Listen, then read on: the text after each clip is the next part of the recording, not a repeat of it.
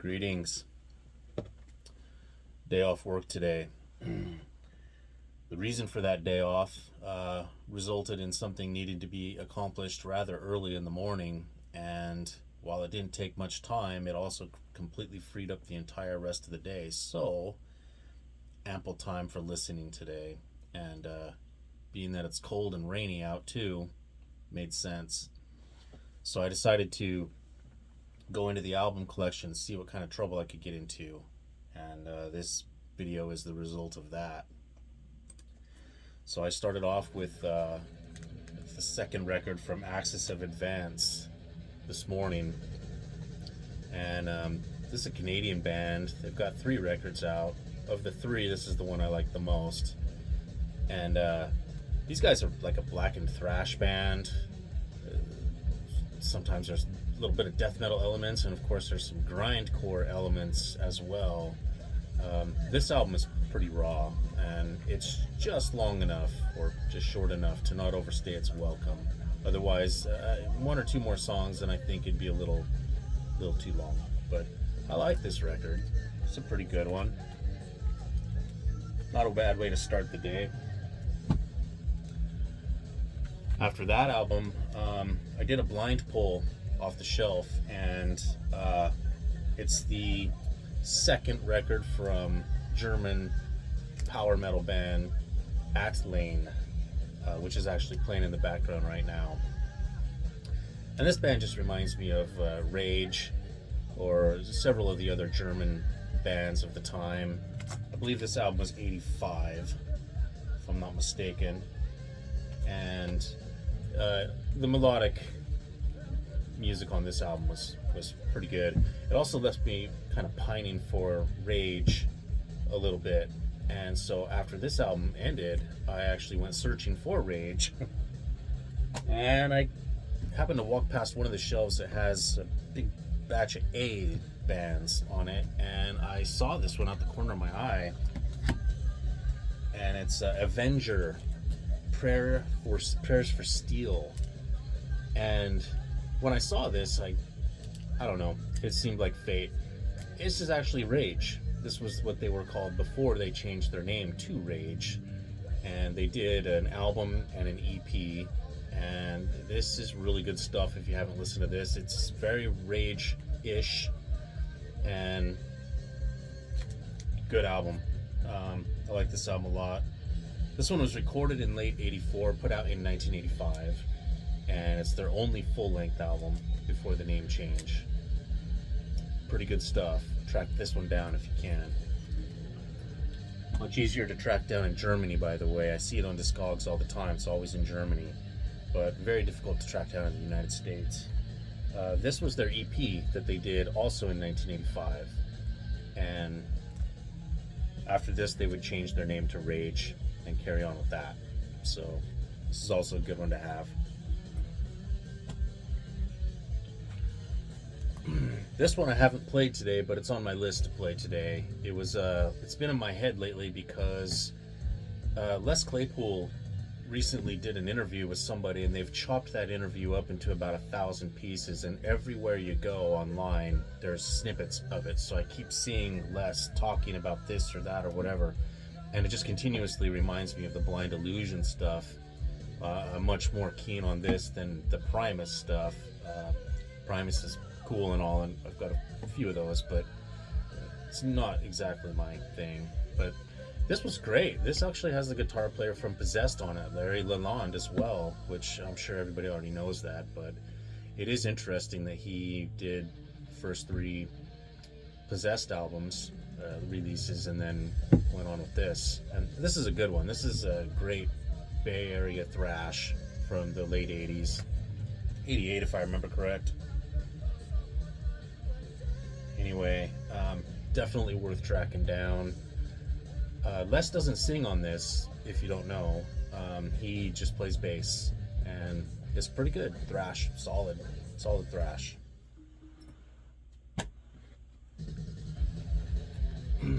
Also upcoming, I've been wanting to pull off some Immortal lately.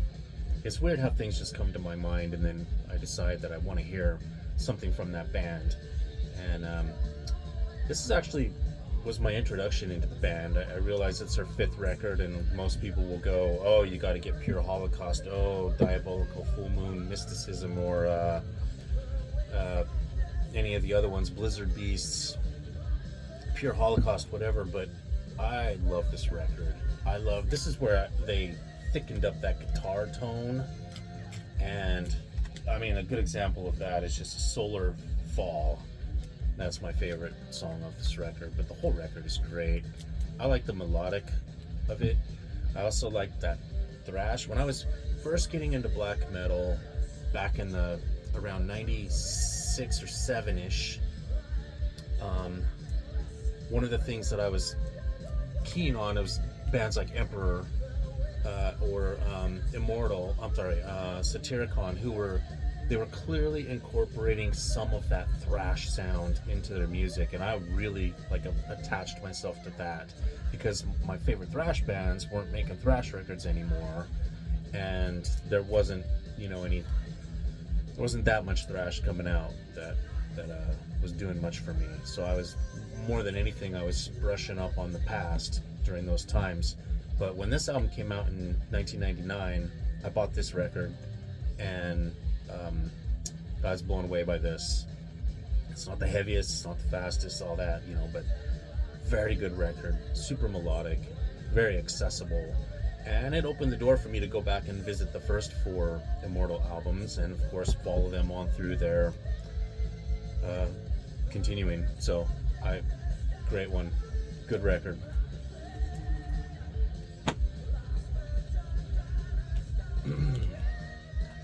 Pulled these off the shelf this morning as well. Took a run through this one. That's the first Blessed Death album. This is an okay album. It's not my favorite by any means. I'm much more keen on the second one from these guys. This was an old band from New Jersey. Pretty sure they were from New Jersey. And this is the record that I like the most. This is also the toughest for me to track down on vinyl. I originally bought these on tape, CD, and then eventually tracked them down on vinyl used. They've never been repressed as far as I know. This is an old Road Racer pressing. But yeah, this is, I guess they call this second tier thrash. Some people might argue against that, but I don't know. This album especially is worth visiting every couple of years, and it's not a bad listen if you go from the first record to the second record in one sitting. Not that hard to do. It's pretty decent. So I opened up Instagram this morning, and within a very short amount of time, being that the first 16 posts were of this album, by about post number 5, the album was just basically playing in my head. So I've pulled it off the shelf to do a run through today, as it turns 35 today.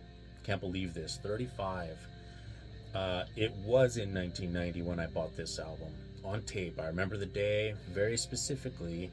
I had heard a sound snippet of the title track, and I hadn't really heard Slayer sound like that before, with exception of a few here and there on South of Heaven.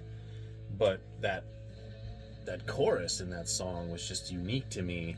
And then within a very short period of time of hearing that sample, I saw the video for War Ensemble, and that sent me reeling. So I couldn't wait to get my hands on this. It wasn't exactly an easy feat to get my hands on albums like this back then.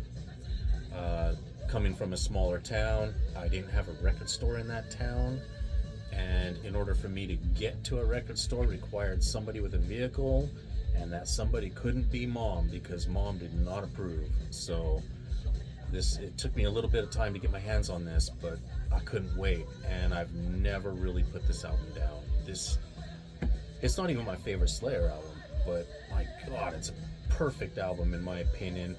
And yeah, I just love this record. I think the songwriting on this one is phenomenal. It's a really healthy dose of everything that the band had done previous, with no holds barred. They incorporated whatever from whatever part of those first 4 albums they wanted to put into this. They put it on here. You've got everything. You got songs that sound like they should be on South of Heaven. You got songs that could be, pieces of songs that could be on this or that or whatever else. And so, anyway, love this record. Just a thrash classic in my opinion. And this one's been running through my head lately too, and I don't even know what triggered it, but it's been going on. But I'm a big fan of live albums. I love them. That is to a fault sometimes, because there's a lot of bad performances that get put out as live albums, and a lot of bootlegs too. You really risk buying live albums. If I really, really love a band, I will buy bootleg live stuff. Like, I've got a ton of Aussie live stuff, and most of it is pretty badly recorded. But I try to buy like anything I can from the Randy Rhoads era live, or the Jakey Lee even, but that's even, for some reason, that's more scarce. It shouldn't be that way, but it is. But anyway, this is a live album perfection, in my opinion. It sounds great. Bringing Paul Bailoff back to do live versions of his own stuff is incredible. And they pretty much covered the Bonded by Blood album, but they also pulled the 3 songs that he co-wrote from Pleasures of the Flesh and performed those live as well. The band sounds energized. Paul is insane. The songs are very well executed, and this came out during a time where it was well received for me. I was so happy when this came out in the 90s, and it was heavy, fast, it had that thick production. It wasn't catering at all to any of the kind of the standards that were going on with metal at the time, and it holds up very well. I'm a sucker for live albums anyway, but this one impresses me and continues to do so. And if I'm not mistaken, this was also the last thing we ever heard from Paul Bailoff. And so what a testament to his, legacy with what he did, and with such a short list of recorded material that we have from him. This is essential, in my opinion. Great stuff.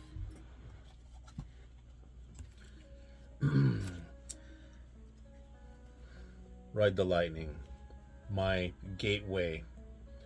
My getting into metal is a lengthy story, and it started at very early, age 3, but it was 1987 when I tape traded somebody for some skateboard parts, and I ended up listening to side A of this all summer long. And it changed me in a lot of ways. It's what made me and turned me into a metalhead, for sure. And it's also when Metallica, at the time, became my favorite band. And this, my favorite album. So, I have this album to thank for a lot of amazing experiences. A lot of good listening time, not only with just this record, but all of the records that it helped open up for me. By being accessible enough for me to get into it. Not the heaviest, not the fastest, but these songs are extremely well crafted thrash songs. They're not all thrash songs, but they're, I don't know how you would explain that. You got the thrash elements on some songs, Fire with Fire, whatever, that's a pure thrash song. But you've got so much melody on here, and it's not always 110 percent on the speed. It wasn't what Slayer was doing at the time in '84. It was a lot more influenced by the new wave of British heavy metal, Iron Maiden, and how that they kind of structured those songs. You hear that here, just sped up, heavied up, and really good. Plus, James, not being a trained vocalist, only lent credibility to what was going on here. And this is probably my second favorite album of all time. That's a big statement, I get that, but only Sabbath Dreamweaver outranks this album in my personal opinion. But this is also the metal album, the strictly metal album that I've been listening to the longest, depending on your definition of what makes a heavy metal album. Because if it's Quiet Riot or Twisted Sister, of course I was listening to those years earlier. But to me, this is the first proper, true metal album that I listened to and loved and got into. And it was definitely my gatekeeper album.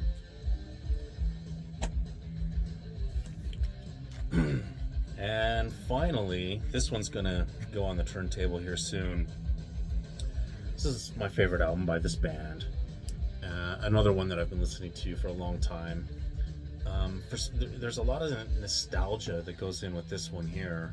And when the weather starts to turn from summer into fall, it always conjures this. I don't know why exactly. Because it's an album that I listened to a lot year-round for years. And also back in the early to mid-90s, I saw this band at least 4 times because they tended to go through where I lived often. They opened for everybody, it seems like. So I saw them. I was very familiar with their show. And I like all their stuff. They definitely have different eras. And after this, in my opinion, they did a couple of different albums after this that I liked, and then I kind of lost interest, and I've tried to pick it up since, and honestly, I just can't. It's just not there for me anymore. However, this album and all the way back to the debut, I still listen to, with specifically this album and How Will I Laugh Tomorrow When I Can't Even Smile Today. Those 2 records to me are just gold. In my opinion, though, this has the very best songs on it, and also these songs translated live better than anything else that they did. Obviously, You Can't Bring Me Down, Send Me Your Money. Gosh dang, that live is something else. Give It Revolution. Great record. And anyway, so that's what I've listened to today, or will be listening to today, and maybe even more. We'll see. But yeah, one of those rare days. So thank you for tuning in, and I'll see you on the next one. Later.